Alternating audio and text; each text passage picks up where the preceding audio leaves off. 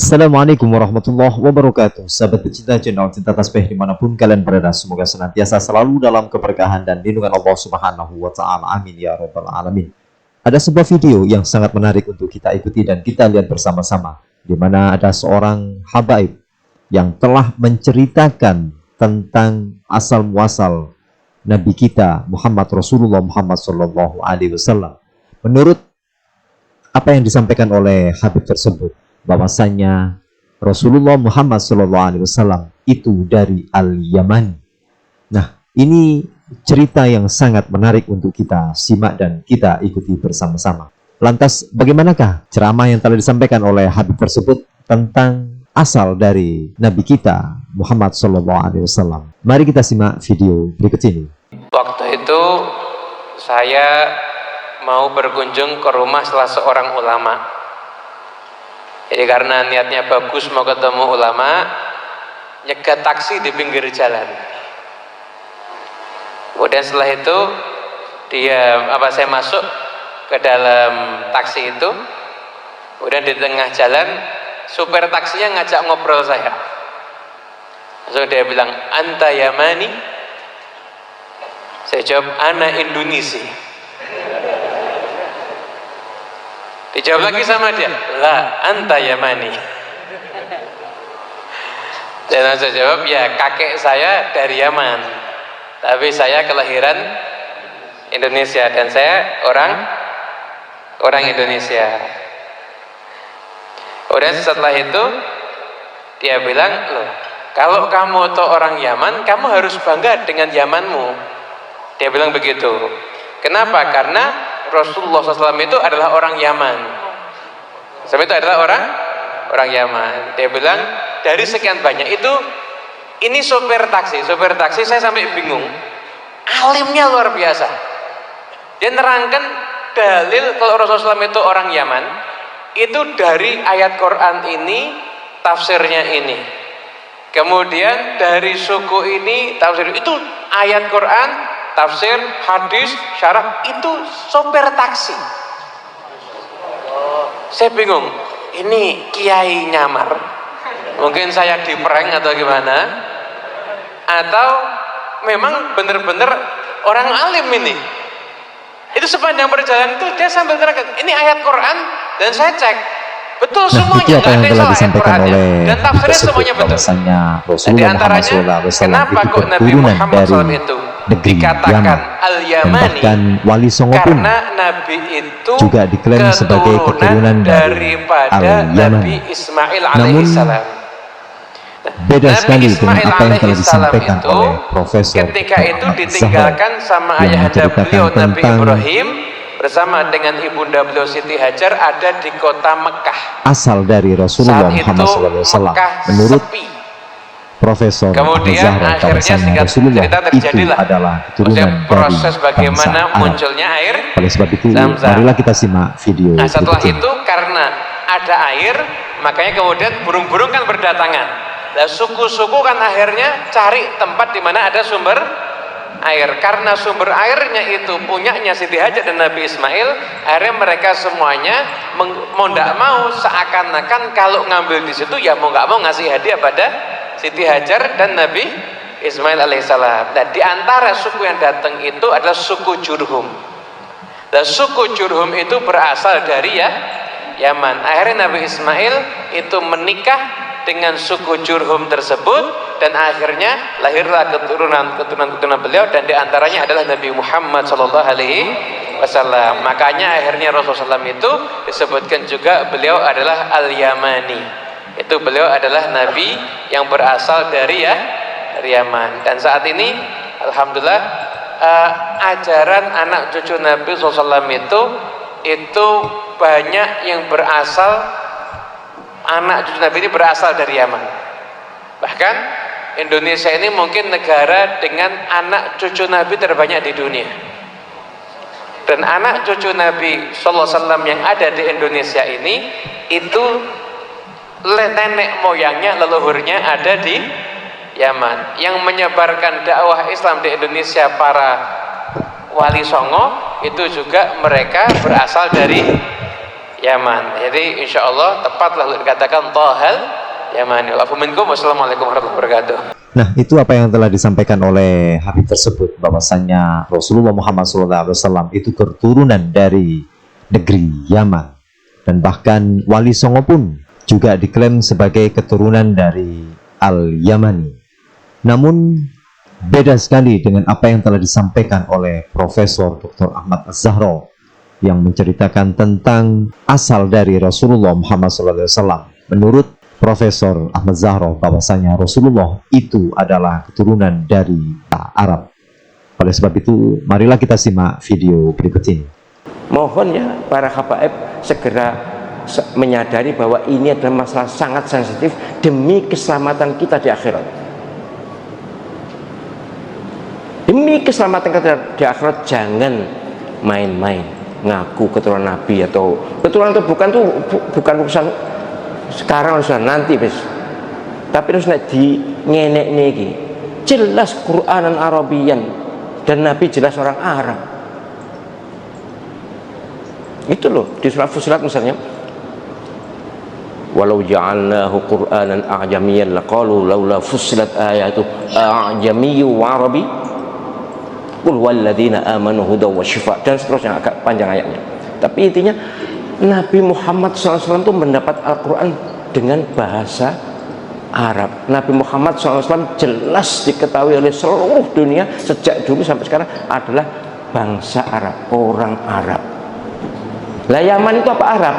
Menurut hasil penelitian filologi DNA, mereka bukan Arab.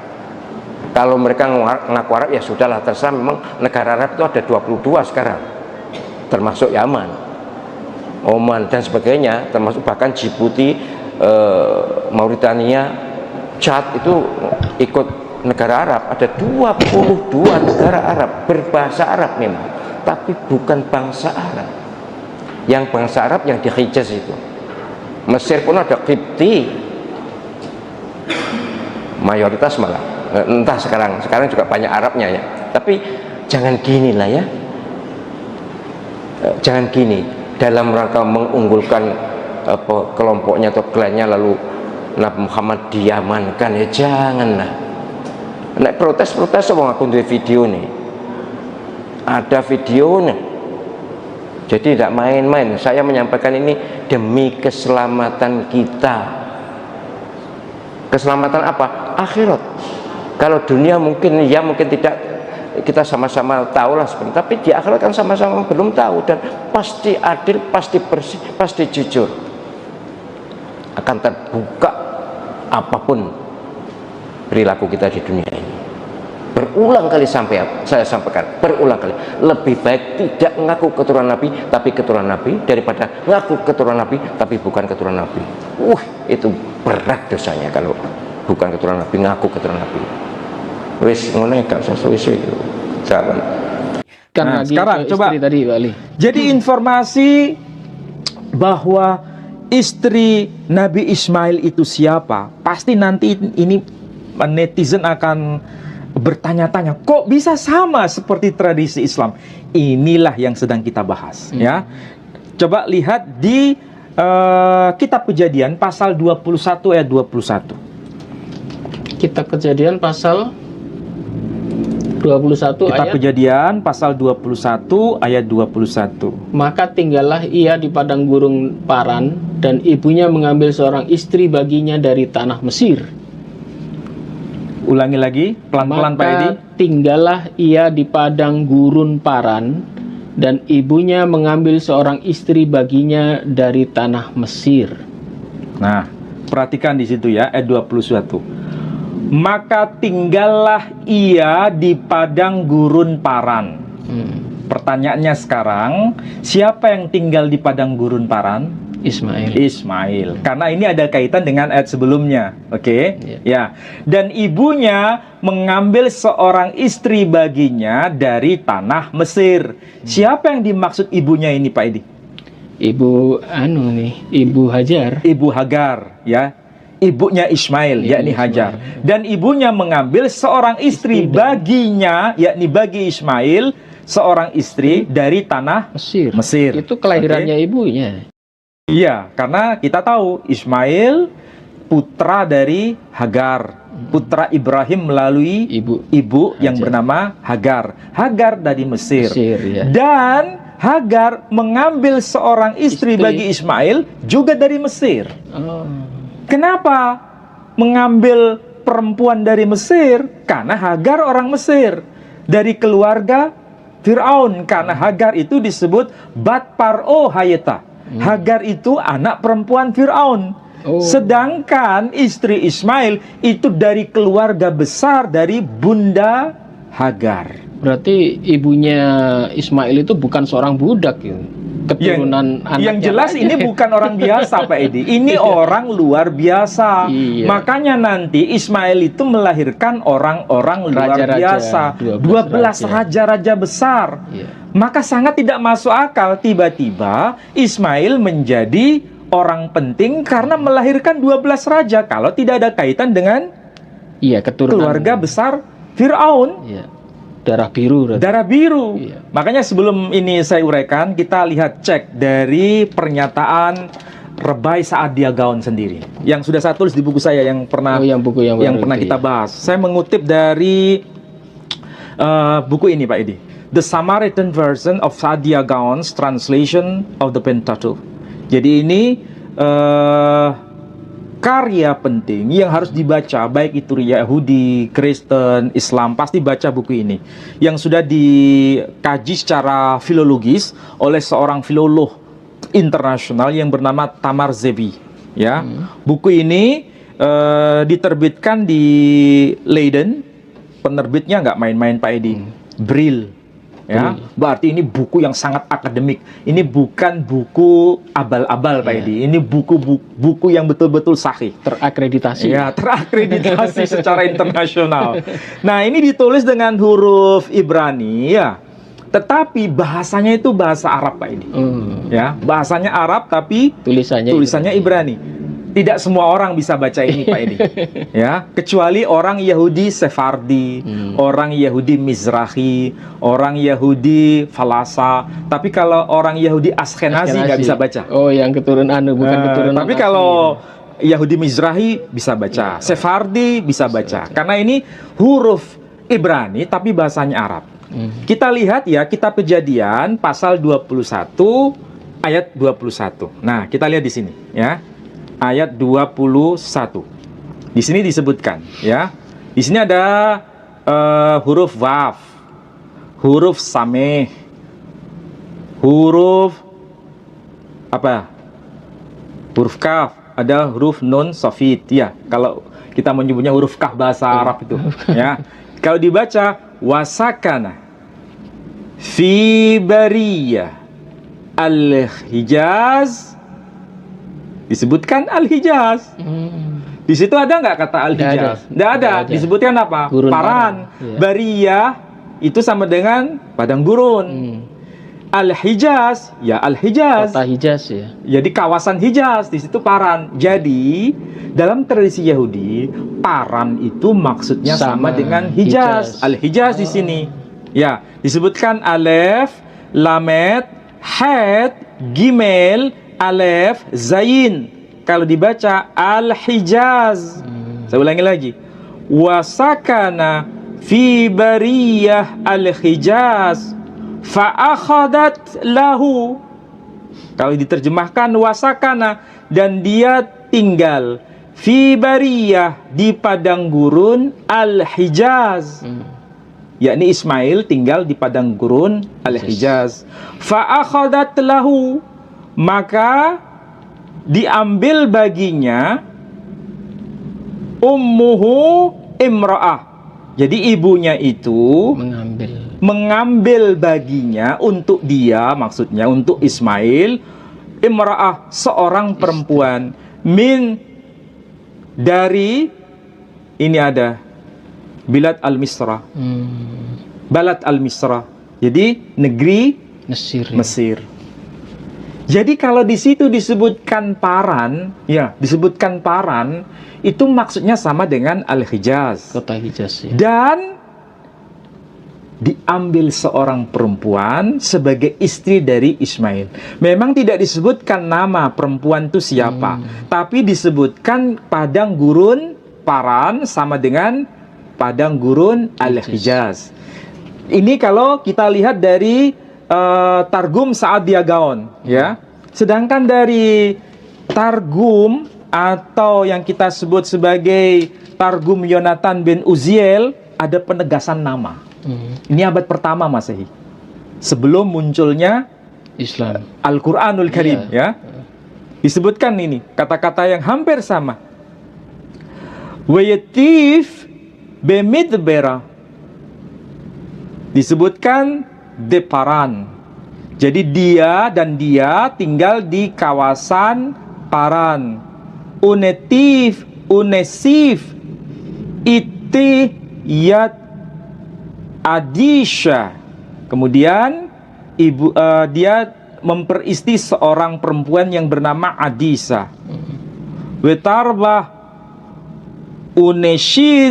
unesivat leh imeh yat Fatimah.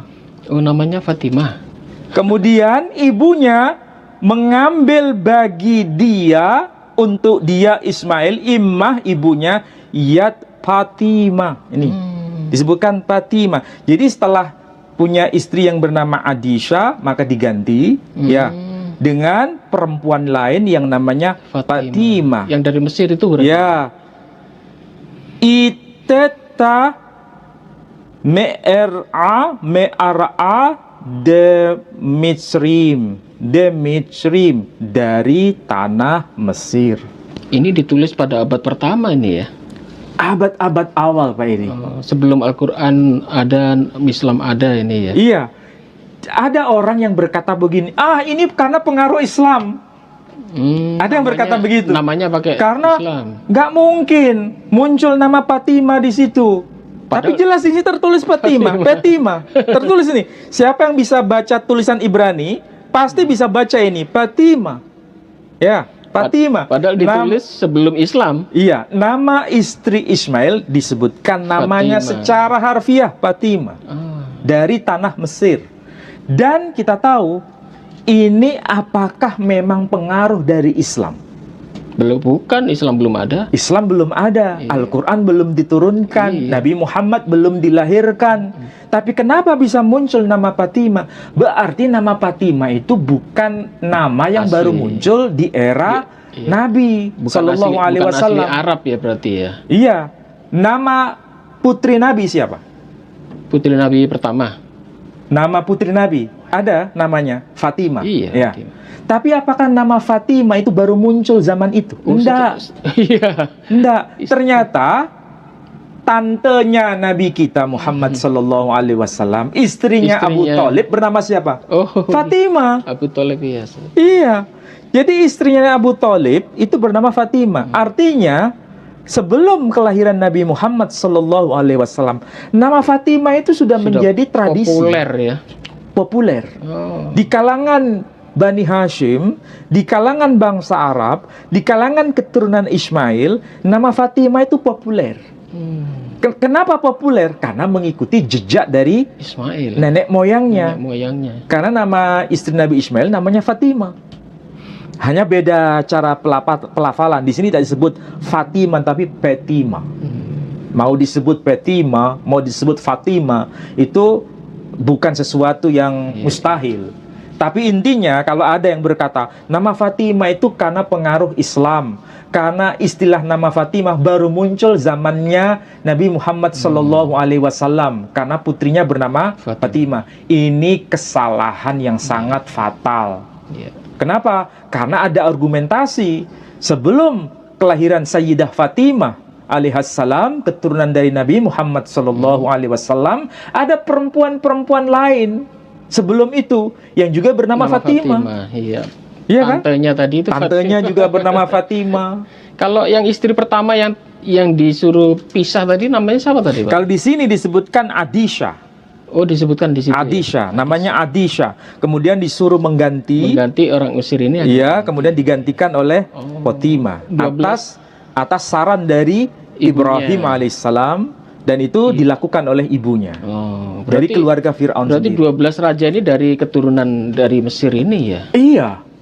Dan itu dokumen Yahudi ya. Ini tidak pernah dibaca di kalangan ulama kita. Sahabat pecinta channel Cinta Tasbih yang dirahmati Allah Subhanahu wa taala, kita dengarkan dan kita lihat bersama-sama apa yang telah disampaikan oleh Habib tersebut tentang asal muasal dari Nabi kita Muhammad SAW yang mengatakan dari negeri Yaman. Namun berbeda dengan ulama kita, ulama Nusantara yang mengatakan bahwasanya sesuai dengan dasar dari Al-Quran bahwasanya Rasulullah adalah keturunan dari Arab. Nah, bagaimanakah pendapat Anda?